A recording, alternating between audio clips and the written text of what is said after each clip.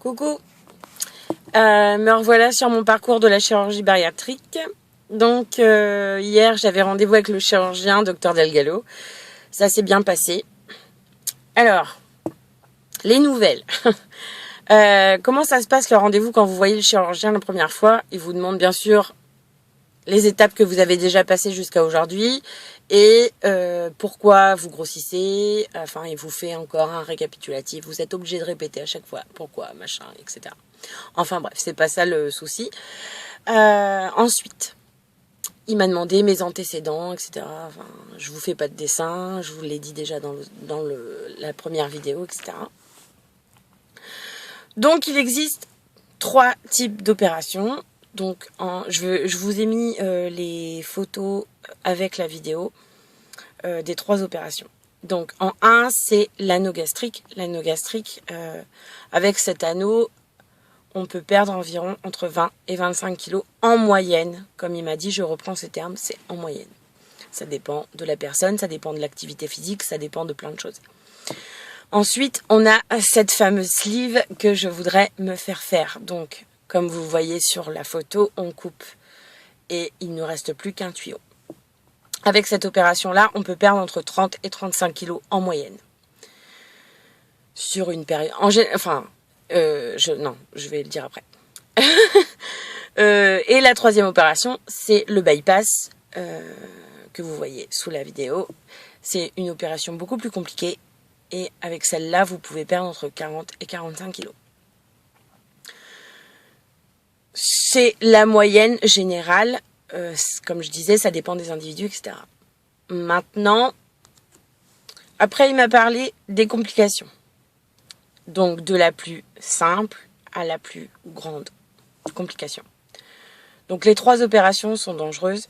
Et dans 3% des cas, pas sur les 160 opérations qu'il a faites, parce que oui, il a déjà fait 160 opérations, mais pas dans les 160 opérations, il y a 3% de complications. Non, en général, c'est que 3% de complications, voilà. C'est pas énorme. Sinon, sur 160, ça serait vraiment trop grave et je le ferais pas.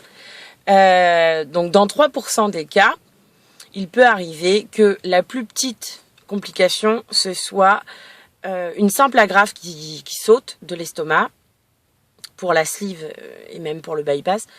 Et donc dans ces cas-là, enfin pour le bypass je crois, et pour la sleeve en tout cas, la complication la plus simple, donc comme je disais, je me répète, c'est affreux, c'est qu'une suture lâche, et donc dans ce cas-là, c'est 3 semaines de repos et avec des antibiotiques et ça s'arrête là. Normalement. La plus grave et celle qui m'a fait le plus peur forcément et qui fait le plus peur à n'importe qui doit subir cette chirurgie, c'est avoir un abcès avec une fistule. Donc l'abcès, ça peut être un tout petit abcès comme ça peut être un énorme abcès. Donc dans ce cas-là, on réopère. Il fait ce qu'il a à faire et je me retrouve 2 mois hospitalisée en service de réanimation, etc.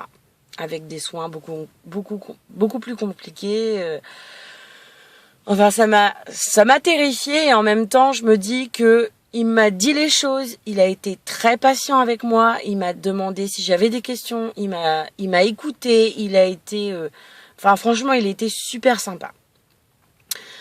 Donc maintenant que je sais les complications qu'il y a, les 3 différentes opérations, maintenant il faut que je passe mon bilan. Une fois que j'aurai passé mon bilan, ils vont se réunir. À la suite de cette réunion, ils vont décider quelle opération ils me conseillent de faire. Ils m'obligent pas, ils me conseillent.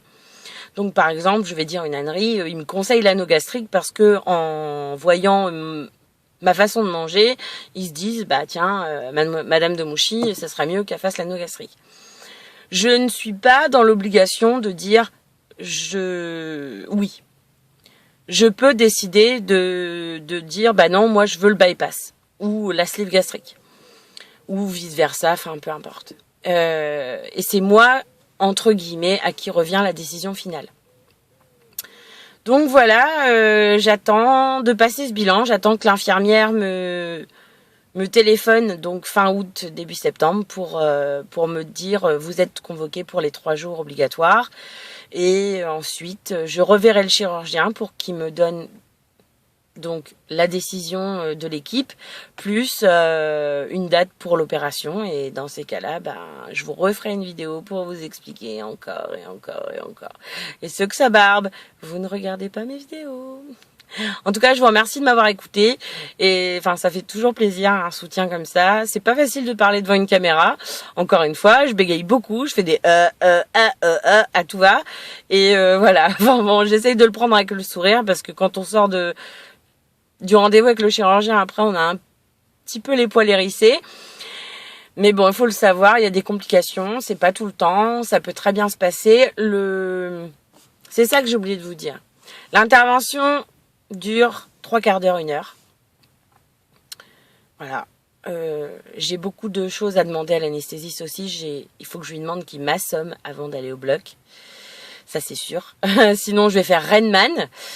Et puis, sinon, voilà, j'attends la suite, pas la fin. J'attends la suite. Voilà. Donc, je vous laisse. Et puis, encore une fois, merci de m'avoir écouté. Je sais, je suis saoulante avec mes vidéos. Bye bye.